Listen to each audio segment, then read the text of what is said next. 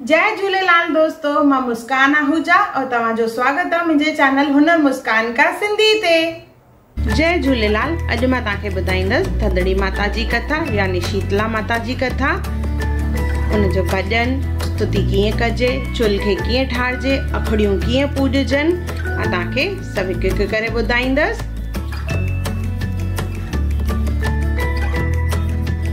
अचो शुरू था कयूं पिया। थदड़ी जो मतलब छा है? थदड़ी मतलब वो ॾींहुं जंहिंते थधो खाधो खायो वेंदो आहे और इहो शीतला माता जो ॾींहुं हूंदो आहे जंहिंमें असां शीतला माता खे पूॼींदा आहियूं। शीतल मतलब थधो।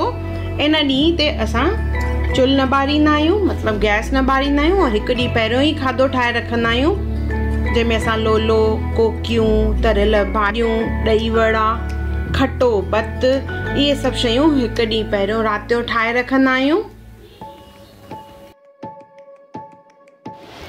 ॾही, मखण ऐं रेबड़ी इहे माता खे काफ़ी प्रिय आहिनि। इहे सभु शयूं असां हिकु राति पहिरियों ठाहे छॾींदा आहियूं। जेॾीमहिल सॼो कमु लही वञे, इहे सभु शयूं ठही वञनि, घर जो रोटीअ जो कमु थी वञे, उन खां पोइ असां चुल्ह खे ठारींदा आहियूं। गैस खे चङी तरह साफ़ करणो आहे ऐं उन खां पोइ चुल्ह खे कीअं ठाहिजे अचो त मां तव्हांखे ॿुधायां थी।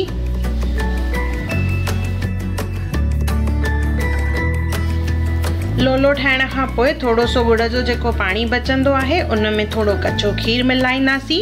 इन खे मिक्स करे हिकु कटोरे में कढणो आहे। इन सां असां चुल्ह खे ठारींदासीं। मिठे पाणीअ सां चुल्ह खे ठारिबो आहे त इहो गुड़ जो पाणी इस्तेमालु करणो आहे। जेॾीमहिल सभु लोला कोकियूं सभु ठही वञनि उन खां पोइ गैस खे साफ़ करे इन पाणीअ सां छंडो हणणो आहे। थोड़ा सा कच्चा चांवर ऐं सिंदूर जो टिको हणंदासीं।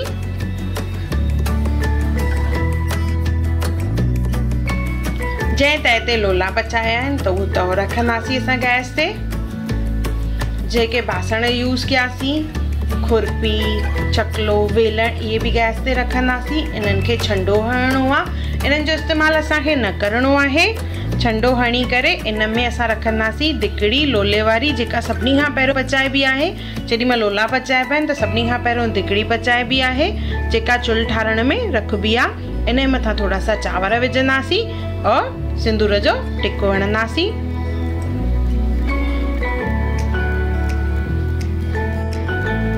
जेको जल बचो उहो बि इन में रखंदासीं। सॼी राति इहे सभु शयूं हिते ई रखणियूं आहिनि।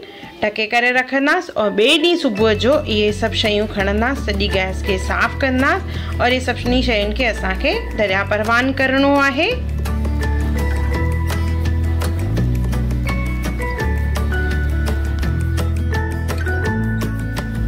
थधो जल जो लोटो भरे करे गैस ते रखणो आहे। इन मां असां पूजा कंदासीं। ये सनानु करण महिल भरणो आहे। के 7 लोटा भरींदा आहिनि, के 11, के 21। अगरि 7 लोटनि सां भरणो आहे त 6 लोटा पंहिंजे मथां विझणा आहिनि सनानु करण महिल और हिकु लोटो जेको आहे गैस ते रखणो आहे। साॻे नमूने 11 और 21 में बि ईअं ई आहे। 10 लोटा पंहिंजे मथां हिकु लोटो भरे करे गैस ते रखणो आहे जंहिंसां पूजा थींदी। अॻे इहो दरिया तां पाणी भरे ईंदा हुआ। इहो लोटो रखण खां पोइ इन जे मथां सिंदूर जो टिको हणणो आहे। इन तरह ॾिसो लाइनियूं ठाहिणियूं आहिनि 5।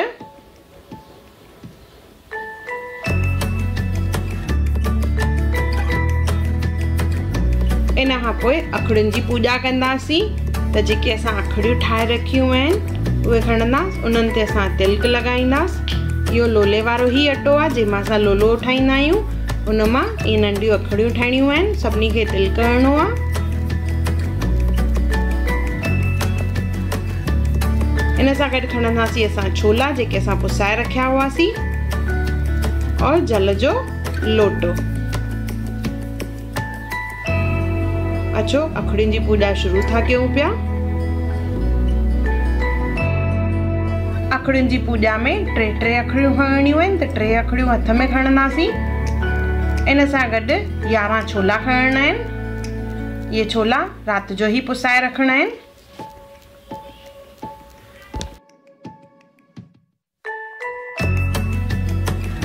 11 छोला खणण खां पोइ इन जे मथां ॾही या मखण हणणो आहे। थोरो थोरो मां हिते ॾही विझी रही आहियां, थोरो सो सुगुन कराइणो आहे। थोरो जल जो छंडो हणंदासीं जेको असां जल गैस ते भरे रखियोसीं। जल जो छंडो हणी करे असां चवंदासीं हिकु सेर ॿ सेर टे सेर लाखड़ो साखड़ो वॾी माई नंढी माई लंघे पई पार देवी रानी तू थधो कर ठार। ईअं चई अखड़ियूं रखंदासीं। अहिड़े नमूने पहिरियों वारियूं अखड़ियूं रखी, हाणे ॿियूं 3 अखड़ियूं हणणियूं आहिनि, 11 छोला खणणा आहिनि और साॻे ई नमूने हिकु सेर ॿ सेर टे सेर लाखड़ो साखड़ो नंढी माई वॾी माई लंघे पई पार देवी रानी तू थधो कर ठार। ईअं चई अखड़ियूं रखणियूं आहिनि। बाक़ी हिकु अखड़ी बची और हिकु अखड़ी पहिरें वारनि मां खणणो आहे। ईअं असां 3 दफ़ा चवंदासीं ऐं अखड़ियूं जेके आहिनि असां प्लेट में रखी करे इनखे असांखे गैस ते रखणो आहे। त गैस ते पहिरियों लोटो रखंदासीं ऐं उन जे मथां इहा अखड़ियुनि वारी प्लेट रखंदासीं। नेक्स्ट डे इहे परवान कंदासीं। ॾिसो हिन तरह रखणो आहे। तव्हां चाहियो त के छाणीअ सां बि हिनखे ढके रखी सघंदा आहियो जीअं मच्छर न अचनि। घर जो हर हिकु भाती इहे अखड़ियूं अखियुनि ते छुहाईंदो आहे। अखड़ियूं 2 खणणियूं आहिनि और 3 दफ़ा छुहाइणियूं आहिनि। कथा खां पोइ हिकु छोलो प्रसाद जे रूप में खाइणो आहे। अचो थधिड़ीअ जी कथा शुरू था कयूं पिया। बोलो शीतला माता की जय। असल वॾी कथा थधिड़ी माता जी। इहा हिकु पुरानी ॻाल्हि आहे। हिकु दफ़ो शीतला माता सोचियो त अॼु ॾिसां मूंखे धरतीअ ते केरु पूॼींदो आहे ऐं मञींदो आहे। त माता धरतीअ ते हिकु गांव में ॿुढी औरत जे रूप में आई ऐं अची ॾिठाई त हिन जो हिते को बि मंदिर कान्हे। माता शीतला उन गांव में घुमी रही हुई ऐं कंहिं हिकु घर मां चांवरनि जो गरम पाणी फिटी कयो जेको माता जे मथां किरी पियो। माता जे शरीर ते फूकणा थी पिया ऐं माता खे जलन थियण लॻी। पीड़ा में माता हिते उते घुमी रही हुई पर इन्हनि जी कंहिं बि मदद कान कई। तॾहिं हिकु कुंभारनि जेका मिटीअ जा मटका ठाहींदी हुई उन ॾिठो त ॿुढी माई जा जली वई आहे, उन जे शरीर ते फूकणा थी पिया आहिनि, उहा सही न थी सघे। तॾहिं हिन औरत माता खे चयो अम्मा हेॾे अची वेह त मां तुंहिंजे मथां थधो पाणी थी विझां। हीअ अंदरां मटको खणी आई ऐं माता जे मथां पाणी विधाई ऐं चयाईंसि अम्मा मुंहिंजे घर में राति वारी थधी रबड़ी ऐं ॾही ऐं रोट पियो आहे, मां तोखे ॾियां थी। थधी ॾही रबड़ी ऐं रोट खाइण सां माता खे आराम मिलियो, जलन घटि थी। उन खां पोइ कुमारनि चयसि अम्मा मां तुंहिंजा वार लसाड़े चोटी कयई। जीअं उहा फणोटे सां वार लसाड़ण लॻी त हिन कुमारनि ॾिठो त अम्मा जे मथे ते हिकु अखि आहे। जा ॾिसी हीअ ॾकी भॼण लॻी। तंहिं ते अम्मा चयसि हिनखे पुट भॼ न, मां का भूत प्रेत न आहियां, मां माता शीतला आहियां। ईअं चई पंहिंजे असली रूप में अची वई। चइनि हथनि वारी हीरनि जवाहरातनि सां सजियल ऐं सोनो मुटुक पातल हुयुसि। कुमारनि माता खे ॾिसी सोचण लॻी माता खे किथे विहारियां। माता खे चयाई त मां ग़रीब आहियां, मुंहिंजे घर में वेहण जे लाइ आसन बि कान्हे, त मां तव्हांखे किथे विहारियां। तॾहिं माता उन कुमारनि जे घर में बीठल गॾ ते वेठी, हिकु हथ में ॿुआरी ऐं हिकु हथ में मटको खयाई। ॿुआरीअ सां माता हिन जे घर जी सॼी दरिद्रता ग़रीबीअ खे मेड़े मटके में विधो ऐं फिटी कयो। माता हिन कुमारनि खे चयो त अॼु मां तो मां ख़ुशि थी आहियां, तो मूंखे अॼु थाधल पहुचाई आहे, तोखे जेको वरदान घुरणो हुजे घुर। त कुमारनि चयसि जीअं मुंहिंजे घर जी दरिद्रता दूर थी आहे तीअं जेको बि तव्हांखे भक्ति भाव सां थधो जल ॾही ऐं पारूथो यानी हिकु ॾींहुं पहिरियों ठहियल खाधो चाढ़े त उन्हनि जे घर जी ग़रीबी ऐं दरिद्रता दूर थी वञे। सुहागणियुनि जा सुहाग सलामत रहनि, उन्हनि जी गोद भरियल रहे, धंधे वापार में बरकत हुजे।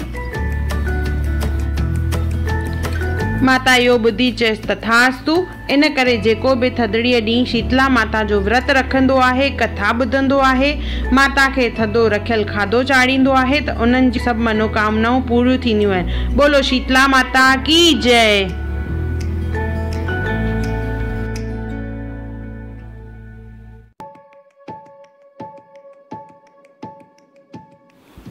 अहिड़े नमूने हिकु ॿी बि कथा प्रसिद्ध आहे जंहिंमें थधो खाधो न खाइण जे करे उन्हनि खे कहिड़ो दुख भोगणो पियो। मां तव्हांखे ॿुधायां थी पई। हिकु दफ़ो थधिड़ीअ ते हिकु ॿुढी अम्मा ऐं उन जूं 2 नुंहरूं विर्तु रखियो। उन ॾींहुं सभिनी खे रखियल खाधो खाइणो हो। उन्हनि लाइ हिननि हिकु ॾींहुं पहिरियों ई खाधो तयारु कयो। ॿिन्ही नुंहरुनि खे कुझु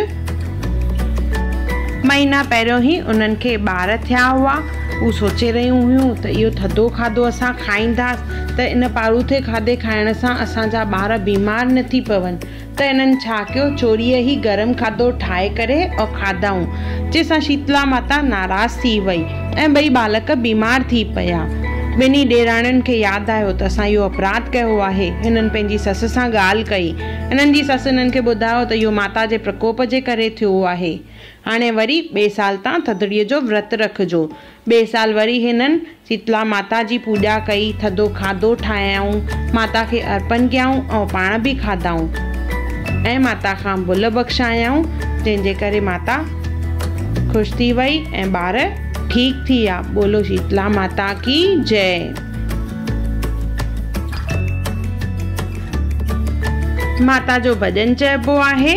सावण माह जी सत आई भरियूं झोलियूं ॾे, जहिड़ी सती शीतला तहिड़ो मुंहुं करे, सतीअ ॼावा 7 पुट जैसां घर सुहे, नीली घोड़ी जो चढ़े सो सतीअ सुहाग, पुट खटी घर आया वरियो मुंहिंजो भाग, भाउर खटी घर आया वरियो मुंहिंजो भाग, सती ओढ़े सती पाड़े सती घर आई। ईअं चई करे माता जी स्तुति कबी आहे।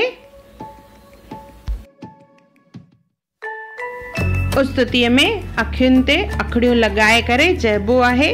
सावण माह जी सत आई कृष्ण पक्ष, जड़ थदी जर प्यारी माता थदा भोजन ॾे, जहिड़ी शीतला माता तू थदी तहिड़ा भोजन ॾे। बोलो शीतला माता की जय।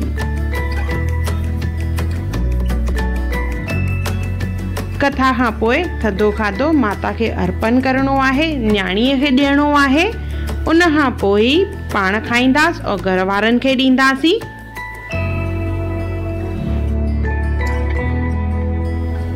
कथा पूरी थियण खां पोइ हिकु सोन जो प्रतीक हूंदो आहे, पनरो जंहिंखे चइबो आहे। उहो कथा खां पोइ सुहागणूं औरतूं पाईंदियूं आहिनि। मां तव्हांखे ॿुधायां थी पनरो कीअं ठाहिजे। ॾिसो, हीअं कपा खणणी आहे, कॉटन, थोरो सो हैड ऐं पाणी मिलाए करे इन तरह प्रेस करणो आहे। सो साइड्स में न, विच ते प्रेस करणो आहे और इन तरह पनरो ठाहिणो आहे। इहो साॼे कन में पाइबो आहे। इहो सोन जो प्रतीक आहे, जंहिंसां घर में अन्न धन जो वाधारो थींदो आहे और बरकत थींदी आहे। जय हो थधिड़ी माता की। अगर तव्हांखे मुंहिंजी वीडियो पसंद आई हुजे त उनखे लाइक कजो, मुंहिंजे चैनल खे सब्सक्राइब कजो, इंस्टाग्राम ते ज़रूर फॉलो कजो और मुंहिंजी वीडियो खे ज़रूर शेयर कजो। और मुंहिंजो वीडियो ॾिसण लाइ धन्यवाद। अगर तव्हां मुंहिंजे चैनल खे सब्सक्राइब न कयो हुजे त ज़रूर सब्सक्राइब कजो।